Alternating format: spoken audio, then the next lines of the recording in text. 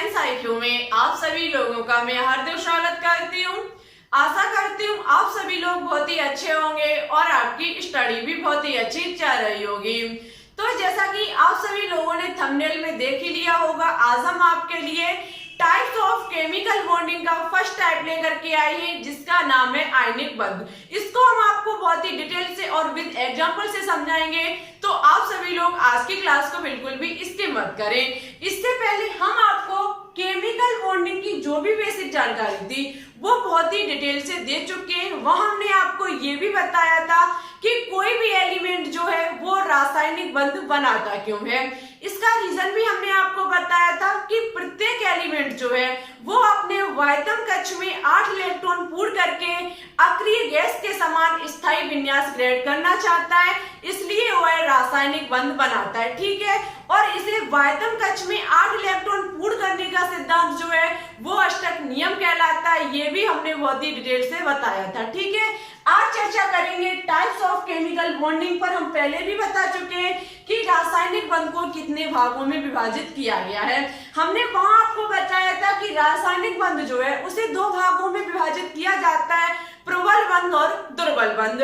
आज बात करेंगे प्रबल बंध के फर्स्ट टाइप पर, जो कि है हमारा आयनिक बंध। उससे पहले एक बात और आप सभी से कहनी थी कि हमने पिछली क्लास में 2 क्वेश्चन होमवर्क में दिए थे।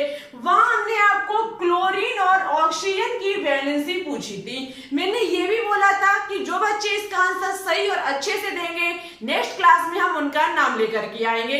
यदि आप इसका आंसर जानना चाहते हैं तो आज की क्लास को बिल्कुल भी स्किप मत करें। और मुझसे एक क्वेश्चन और किया गया था विकास पटेल के द्वारा कि कोई एक एलिमेंट की हम अधिकतम कितनी वैलेंसी ज्ञात कर सकते हैं। यदि आप इसका आंसर जानना चाहते हैं तो आज की क्लास को बिल्कुल भी स्किप मत करें। इसका आंसर प्लस आपके द्वारा किए गए क्वेश्चन का आंसर हम आज आपके वीडियो के बीच में देंगे। ठीक है, तो वीडियो को बिल्कुल भी स्किप मत करें।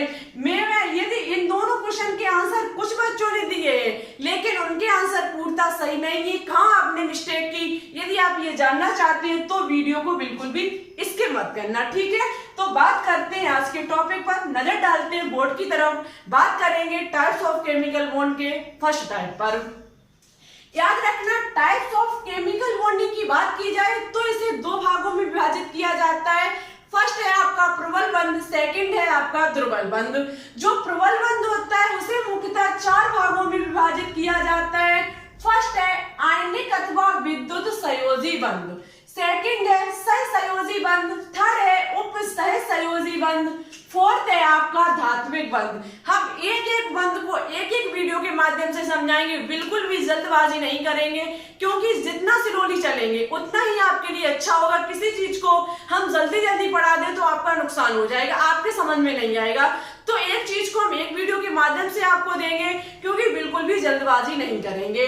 तो देखो, बात करेंगे सबसे पहले आयनिक अथवा विद्युत संयोजी बंध कहते किसे हैं। अब देख सकते हैं लिखा हुआ है आयनिक अथवा विद्युत संयोजी बंध। याद रखना, आयनिक बंध को ही कहा जाता है विद्युत संयोजी बंध। यहाँ पर लिखा हुआ है कि 2 तत्वों के मध्य इलेक्ट्रॉन के स्थानांतरण से बनने वाला बंध आयनिक बंध कहलाता है।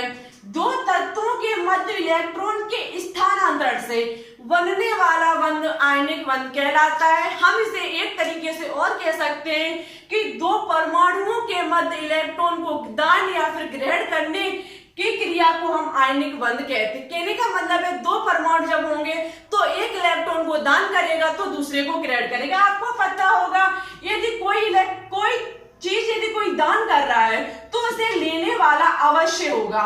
यदि ऐसे ही कोई दान करता रहे तो लेगा कौन से। तो सबसे बात तो यही है कि जब तभी कोई इंसान किसी चीज को दान करेगा जब उसके सामने कोई लेने वाला होगा। ठीक है, तो ऐसा ही कुछ आयनिक बंध में होता है। यहाँ क्या होता है कि एक इलेक्ट्रॉन, एक एलिमेंट जो होगा वो इलेक्ट्रॉन को दान करेगा, जबकि सामने वाला दूसरा एलिमेंट जो होगा वो इलेक्ट्रॉन को ग्रहण करेगा। अब क्वेश्चन उठता है कि वो ऐसा क्यों करता है। तो इसका ओनली एक ही रीजन है कि वह अपने वायतम कक्ष में 8 इलेक्ट्रॉन पूर्ण करके अक्रिय गैस के समान स्थायी विन्यास ग्रहण करना चाहता है, इसलिए वह इलेक्ट्रॉन का दान और ग्रहण करता है। ठीक है, याद रखना, जो इलेक्ट्रॉन को दान करेगा जो इलेक्ट्रॉन को दान करेगा उस पर प्लस चार्ज आएगा और जो इलेक्ट्रॉन को ग्रहण करेगा उस पर माइनस चार्ज आएगा। ठीक है, दान करने वाला धनायन होता है और ग्रहण करने वाला ऋणायन होता है। ठीक है, ये भी पॉइंट बहुत ही इंपॉर्टेंट है, याद रखना। और एक बात का विशेष ध्यान रखना कि जो हमारा दान करेगा वो हमारी धातु होगी। मेटल जो होता है वो हमेशा इलेक्ट्रॉन का दान करता है, जबकि जो हमारे नॉन मेटल होते हैं, अधातुएं जो होती हैं, वो हमेशा इलेक्ट्रॉन को ग्रहण करती हैं। ये भी पॉइंट बहुत अच्छे से याद रखना। अब आपको समझ में आ चुका होगा कि आयनिक बंध बनाने के लिए एक धातु होनी चाहिए तो दूसरी अधातु होनी चाहिए। ऐसा संभव नहीं हो सकता कि दोनों धातु हैं और दोनों अधातुएं हों। उसमें एक धातु होनी चाहिए तो दूसरी अधातु होनी चाहिए, क्योंकि धातुएं इलेक्ट्रॉन का दान करती हैं और अधातुएं हमेशा इलेक्ट्रॉन को ग्रहण करती हैं। आयनिक बंध तभी बनता है जब इलेक्ट्रॉनों का स्थानांतरण होता है, एक देगा तो दूसरा वहां पर लेगा। ठीक है, यहाँ इसी प्रकार से कुछ पॉइंट लिखा हुआ है नोट में जो कि बहुत ही इंपॉर्टेंट है। धातु के परमाणु इलेक्ट्रॉन दान करके धनायन, जिसे इंग्लिश में कहा जाता है कैटायन, में परिवर्तित हो जाता है। जो बात मैंने आपको यहाँ समझाई वही यहाँ पर नोट में लिखी हुई है कि धातु के परमाणु इलेक्ट्रॉन दान करके धनायन में परिवर्तित हो जाते हैं, मींस इलेक्ट्रॉन को दान करके धनायन बनाने की प्रवृत्ति रखते हैं, तथा अधातु के परमाणु इलेक्ट्रॉन ग्रहण करके ऋणायन, कहने का मतलब है एनायन में परिवर्तित हो जाते हैं। जो आपकी अधातुएं होती हैं वो परमाणु इलेक्ट्रॉन ग्रहण करके ऋणायन में परिवर्तित हो जाते हैं। इस प्रकार धनायन तथा ऋणायन एक दूसरे को स्थिर विद्युत आकर्षण से, याद रखना, धातुएं और अधातुएं अपनी तरफ इलेक्ट्रॉन को स्थानांतरण करती हैं, उस बल को कहा जाता है स्थिर विद्युत आकर्षण बल। ठीक है, वो पूछा जा सकता है एग्जाम में कि धातु और अधातु के बीच कौन सा बंध होता है, तो याद रखना धातु और अधातु के बीच लगने वाले बंध को विद्युत संयोजी बंध कहा जाता है और इसे ही कहा जाता है आयनिक बंध। आई होप आपको यह समझ में आ चुका होगा। अब बात करेंगे एग्जाम्पल पर कि इसे हम एग्जाम्पल के माध्यम से कैसे समझ सकते हैं। ठीक है, यहाँ पर हम साफ करते हैं। यदि स्क्रीनशॉट लेना चाहते हैं तो आप पहले ही ले लेना वीडियो को पीछे करके। ठीक है, एग्जाम्पल की बात करेंगे। अब आपको समझ में आ चुका होगा कि आयनिक बंध बनने के लिए एक धातु तो दूसरी अधातु होनी चाहिए। हम यहाँ पर ले सकते हैं कैल्शियम धातु। क्या ले सकते हैं? हम लेंगे यहाँ पर कैल्शियम धातु और अधातु के रूप में लेंगे ऑक्सीजन को। ठीक है, आपको पता है कैल्शियम हमारा मेटल है और ऑक्सीजन हमारा नॉन मेटल है। अब सबसे पहले आपको क्या पता होना चाहिए? इसका इलेक्ट्रॉनिक विन्यास। आपको पता है कैल्शियम का इलेक्ट्रॉनिक विन्यास होता है 2,8,8,2 करके देख लेना इसका इलेक्ट्रॉनिक विन्यास। इसका इलेक्ट्रॉनिक विन्यास यही निकल के आएगा 2,8,8,2, जबकि ऑक्सीजन का इलेक्ट्रॉनिक विन्यास निकल के आएगा 2,6। बहुत ही ध्यान से समझना इस चीज को, 2,6। अब आप इस पर यदि नजर डालें तो आप देख सकते हैं कि कैल्शियम क्या होना चाहता है? अक्रिय गैस के समान होना चाहता है। वही अपने वायतम कक्ष में 8 इलेक्ट्रॉन पूर्ण करके अक्रिय गैस के समान होना चाहता है और ऑक्सीजन भी चाहता है कि इसके वायतम कक्ष में 8 इलेक्ट्रॉन पूर्ण हो जाए और वो किसके समान हो जाए? अक्रिय गैस के समान। आप देख सकते हैं कि यहाँ पर कैल्शियम यदि अपने वायतम कक्ष में से 2 इलेक्ट्रॉन का दान कर दे तो ये इसके वायतम कक्ष में 8 इलेक्ट्रॉन पूर्ण हो जाएंगे, और यदि ऑक्सीजन 2 इलेक्ट्रॉन को ग्रहण कर ले तो इसके वायतम कक्ष में 8 इलेक्ट्रॉन पूर्ण हो जाएंगे। आप कह सकते हैं कि ऐसा क्यों? ऐसा ही कर ले कि ये कैल्शियम अपने में से 6 इलेक्ट्रॉन को ग्रहण कर ले और ऑक्सीजन अपने में से 6 इलेक्ट्रॉन का दान कर दे, तब भी तो ये अक्रिय गैस के समान हो जाएंगे। लेकिन मैंने आपसे पहले बोल रखा है कि यदि 4 से कम है, यदि वायतम कक्ष में 4 से कम इलेक्ट्रॉन है तो हमेशा इलेक्ट्रॉन का क्या होगा? दान करेगा, और यदि 4 से अधिक है तो हमेशा क्या होगा? हमेशा इलेक्ट्रॉन को वो ग्रहण करेगा। ठीक है, ये पॉइंट बहुत ही इंपॉर्टेंट है, याद रखना। यदि किसी भी एलिमेंट के वायतम कक्ष में 4 से कम इलेक्ट्रॉन है तो वो हमेशा दान करेगा, 4 से अधिक है तो वो हमेशा ग्रहण करेगा। इसके वायतन कक्ष में 4 से कम है तो ये क्या करेगा, दान करेगा। अब आपको पता, मैंने बोला अभी कि यदि कोई भी दान करेगा तो उसके सामने कोई अवश्य लेने वाला जरूर खड़ा होगा। तो याद रखना, जब कैल्शियम अपने में से 2 इलेक्ट्रॉन का दान करेगा तो सामने बैठे ऑक्सीजन भाई साहब कहेंगे कि 2 इलेक्ट्रॉन आप दान तो कर ही रहे हो, तो मुझको भी दे दो, आप भी स्थायी हो जाओगे और हम भी स्थायी हो जाएंगे। तो होगा क्या, ये इसके वायतन कक्ष में 2 इलेक्ट्रॉन है, ठीक है, ये हमारे 2 इलेक्ट्रॉन है। इसके वायतन कक्ष में 6 इलेक्ट्रॉन है, हम इन्हें इस द्वारा दर्शाएंगे। इसके वायतन कक्ष में 2 इलेक्ट्रॉन है, ये क्या कहेगा कि 2 इलेक्ट्रॉन तो मुझे दे दो, आप भी स्थायी हो जाओगे, हम भी स्थायी हो जाएंगे। ये क्या करेगा, अपने में से ये 2 इलेक्ट्रॉन इसे दे देगा। जब ये दान करेगा इस पर चार्ज आएगा पॉजिटिव, जो कि होगा 2+, क्योंकि ये अपने में से 2 इलेक्ट्रॉन को दान कर रहा है, इसलिए इस पर चार्ज आएगा 2+। अब ग्रहण कौन कर रहा है, ऑक्सीजन। ऑक्सीजन जब ग्रहण कर रहा है तो इसके वायतन कक्ष में कितने इलेक्ट्रॉन आ जाएंगे, ये 2 इलेक्ट्रॉन ये वाले ग्रहण कर रहा है, ये इसके पास आ गए, 2 इलेक्ट्रॉन को ग्रहण कर रहा है इस पर, इसलिए 2- चार्ज आ जाएगा। अब आप देख सकते हैं इस पर 2+ चार्ज, इस पर 2- चार्ज, हमारा बचेगा CaO। हमेशा याद रखना, इसका चार्ज इस पर आता है, इसका चार्ज इस पर आता है, जो कि हम नीचे लिखते हैं, इस पर 2, इस पर प्लस का 2, इस पर माइनस का 2, आपस में कट जाएगा, हमारा यौगिक बनके तैयार हो जाएगा CaO। मींस कैल्शियम भी हमारा स्थायी हो गया, ऑक्सीजन भी हमारा स्थायी हो गया। इसी प्रकार से प्रत्येक एलिमेंट जो होता है वो केमिकल बॉन्डिंग करता है, ठीक है। बात करते हैं आगे, यदि आप इसकी स्क्रीनशॉट लेना चाहते हैं तो एक बार ले लीजिए।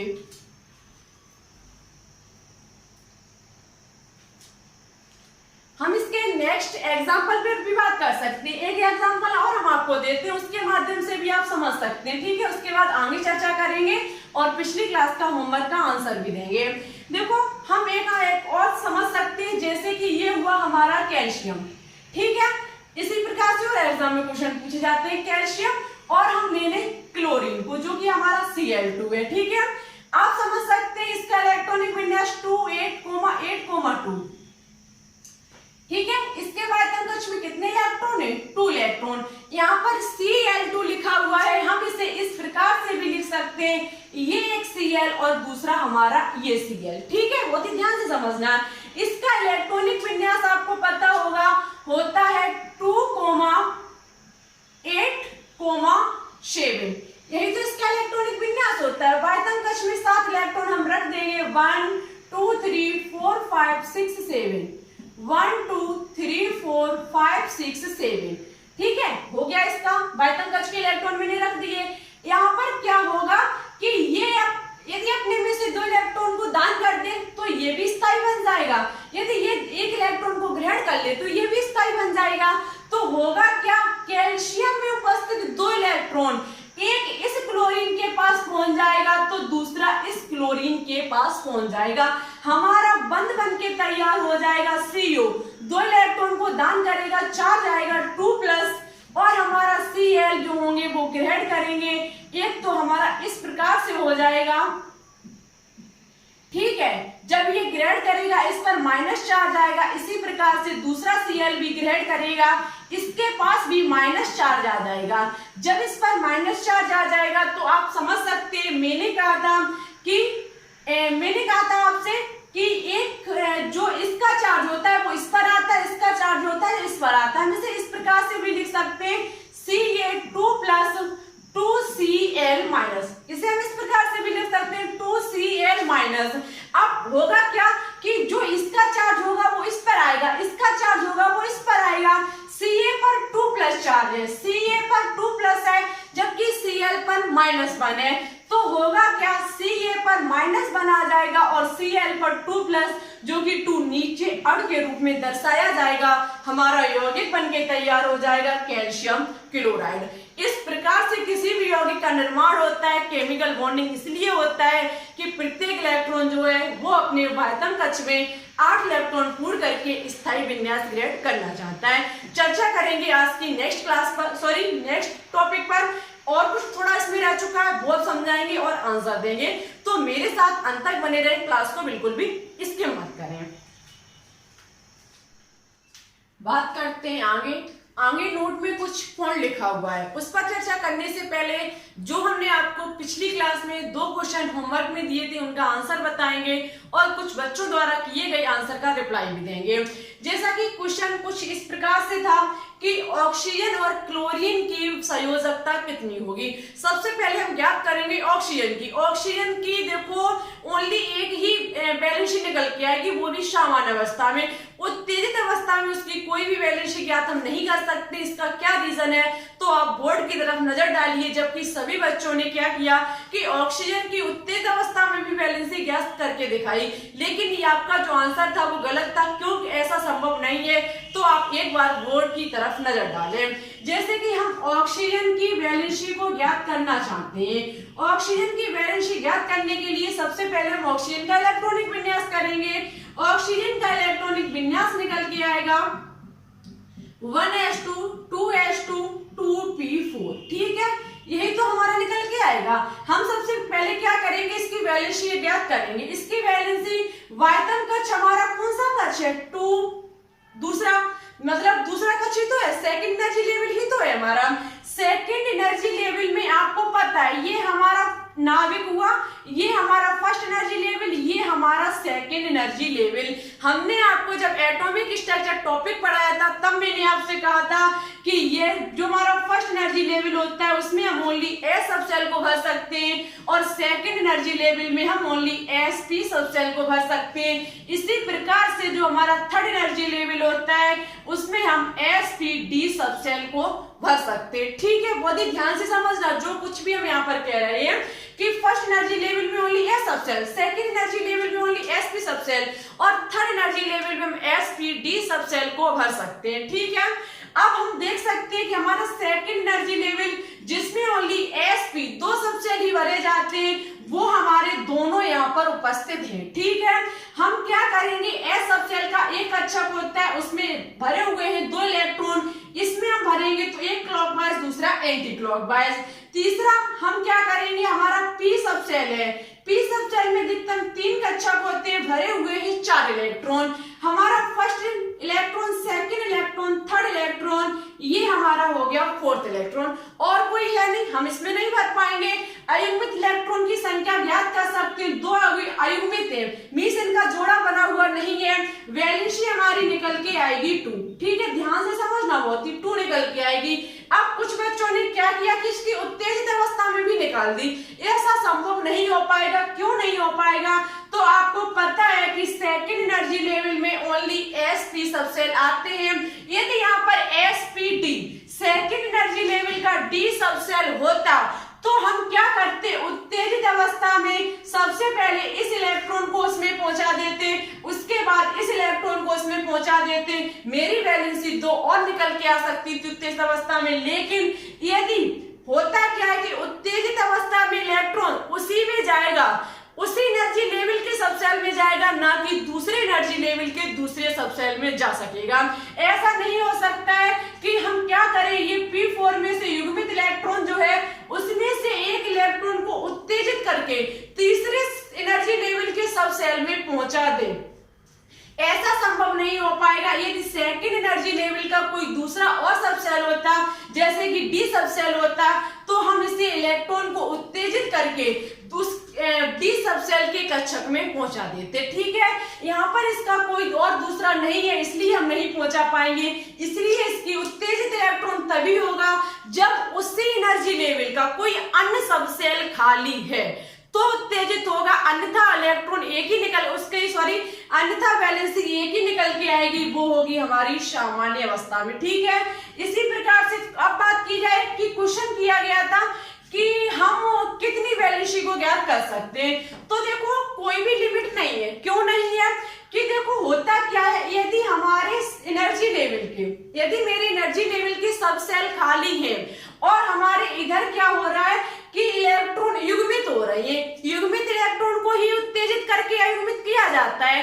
आगे यदि कोई सब सेल खाली है तो हम उसके कक्षक में पहुंचा देते हैं, जितने युग्मित होंगे हम उसमें पहुंचाते रहेंगे और मेरी वैलेंसी लगातार ज्ञात होती रहेगी। वैलेंसी तब तक ज्ञात कर सकते हैं जब तक हमारे कक्षक खाली हैं और युग्मित जितने यौगिक जितने इलेक्ट्रॉन युग्मित हैं उनको हम अयुग्मित कर लेंगे। जैसे कि क्लोरीन की बात की जाए, क्लोरीन का परमाणु क्रमांक होता है 17, इलेक्ट्रॉनिक विन्यास निकल के आएगा 1s2 2s2 2p6 3s2 3p5, यही तो निकल के आएगा। हम क्या करेंगे, इसकी वैलेंसी को ज्ञात करेंगे। वैलेंसी ज्ञात करेंगे, ये सबसेल S, ये हमारा लास्ट सबसेल है, ठीक है। इसमें आप देख सकते हैं कि S सबसेल में कितने इलेक्ट्रॉन भरे हुए हैं, 2, first clockwise second anti clockwise. इसमें बात की जाए P सबसेल की, P सबसेल में 3 कक्षक, first electron, second electron, third electron, fourth electron, five electron, 5 electron थे, 5 इलेक्ट्रॉन भर गए।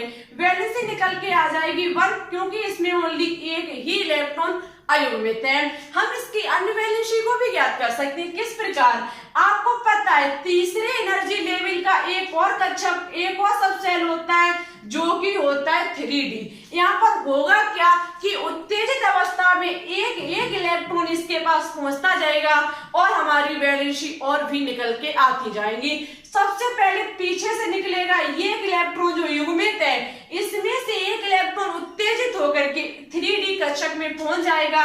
हमारा इलेक्ट्रॉनिक विन्यास निकल के आएगा 3s2 3p4 3d1, ठीक है। उसके बाद इसी प्रकार से ये कक्षक हमारा पूरा भर जाएगा इस प्रकार से, ठीक है। इसका हमारा क्या होगा 1 2, एक इलेक्ट्रॉन, 2 इलेक्ट्रॉन, 3 इलेक्ट्रॉन, 4 इलेक्ट्रॉन। इसी प्रकार से इसमें क्या होगा 1 2 3 4 5, एक इलेक्ट्रॉन हमारा भर जाएगा। इसका वैलेंसी निकल के आएगी 1 2 और हमारी निकल के आएगी 3 वैलेंसी। अब क्या होगा, ये इलेक्ट्रॉन युग्मित है, हम इसे और उत्तेजित करेंगे, फिर ये यहाँ पर पहुंच जाएगा, वैलेंसी 5 निकल के आएगी। ये इलेक्ट्रॉन हमारा युग्मित है, इसे भी हम अयुग्मित करेंगे, वह हमारा यहाँ पर पहुंच जाएगा। इसी प्रकार से हमारी इसकी 7 वैलेंसी निकल के आ जाएगी। अब हमारे पास कोई भी युग्मित और नहीं है जोड़ा जिसे हम अयुग्मित कर सके और वैलेंसी को ज्ञात कर सके, ठीक है। तो देखो वैलेंसी की कोई भी लिमिट नहीं होती, जब तक जोड़े बने हुए हैं हम उन्हें अयुग्मित करते जाएंगे यदि मेरे पास कक्षक खाली है तो, ठीक है। इस प्रकार से हम कितनी भी वैलेंसी को ज्ञात कर सकते हैं। आई होप आपको ये समझ में आ चुका होगा। यदि ना आया हो तो एक बार कमेंट बॉक्स में फिर से कमेंट कर दें, हम आपको नेक्स्ट क्लास में समझाने की पूरी कोशिश करेंगे। यदि समझ में आ जाए तो प्लीज कमेंट बॉक्स में कमेंट करके आप जरूर बताएं कि अब मुझे पूर्णतः वैलेंसी समझ में आ चुकी है, ठीक है। बात करेंगे इस पर। इससे पहले हमने आपको पिछली क्लास में एक चीज और बताई थी। मैंने आपसे कहा था कि वायतम, जो आपका परमाणु का वायतम सब सेल होता है, जो वायतम सेल होती है, जो वायतम कक्षा होती है, उसे कहा जाता है वैलेंसी सेल, यही तो मैंने कहा था। और वैलेंसी सेल में उपस्थित इलेक्ट्रॉन को कहा जाता है वैलेंसी इलेक्ट्रॉन, और वैलेंसी सेल को छोड़ करके अन्य आंतरिक कोश में भरे हुए इलेक्ट्रॉन को कोर इलेक्ट्रॉन कहा जाता है। ये भी पॉइंट इंपॉर्टेंट है, इन तीनों पॉइंट को हमेशा ध्यान में रखें, ठीक है। बात करते हैं आज के इस चीज पर। नोट में लिखा हुआ है कि आयनिक आवंत के निर्माण में कोई तत्व जितने इलेक्ट्रॉन त्यागता या ग्रहण करता है वह उस तत्व की विद्युत संयोजकता कहलाती है।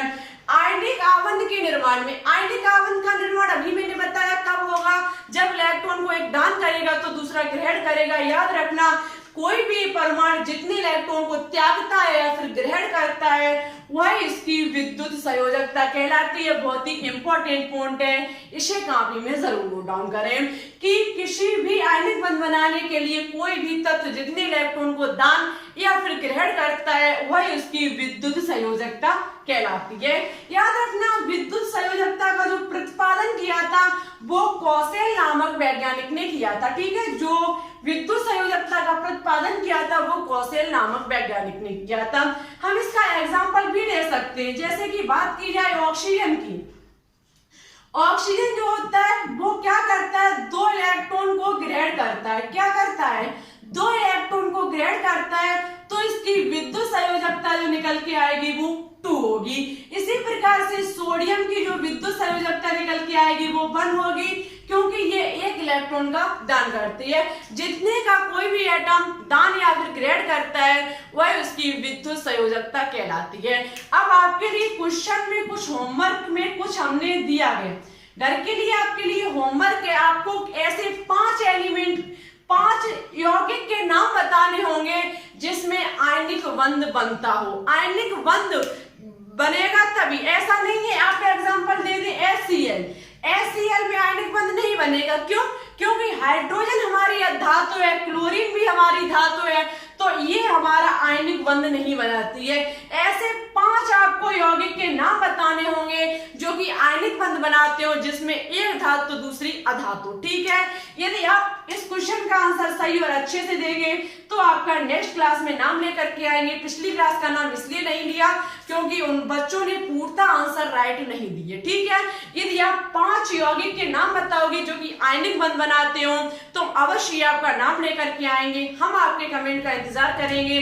आज की क्लास कैसी लगी, आयनिक बंध आपको समझ में आया या नहीं, इसका आंसर भी आप कमेंट बॉक्स में कमेंट करके जरूर दें। ठीक है, हम आपके कमेंट का इंतजार करेंगे। जरूर बताएं वीडियो कैसी लगी, अच्छी लगे तो लाइक एंड दोस्तों के साथ शेयर जरूर करें, और हमारे चैनल पर न्यू हो तो प्लीज इसे सब्सक्राइब करके ऑल पर क्लिक कर लें। इससे होगा क्या, हम जब भी कोई वीडियो अपलोड करेंगे तुरंत आपके पास हमारी वीडियो का नोटिफिकेशन पहुंच जाएगा और आपको वीडियो का इंतजार नहीं करना पड़ेगा। बस आप थोड़ा इस चैनल को ग्रो कराइए, आपकी सपोर्ट की जरूरत है। जितना आप सपोर्ट कराएंगे उतना ही जल्दी ये चैनल 1000 सब्सक्राइबर पर पहुंच जाएगा और आपकी लाइव क्लास चलनी शुरू हो जाएगी। तो फिर ठीक है, चलते हैं। कमेंट बॉक्स में जरूर बताएं आज की क्लास कैसी लगी। Thanks for watching this video. जय हिंद, जय भारत, ऑल द बेस्ट।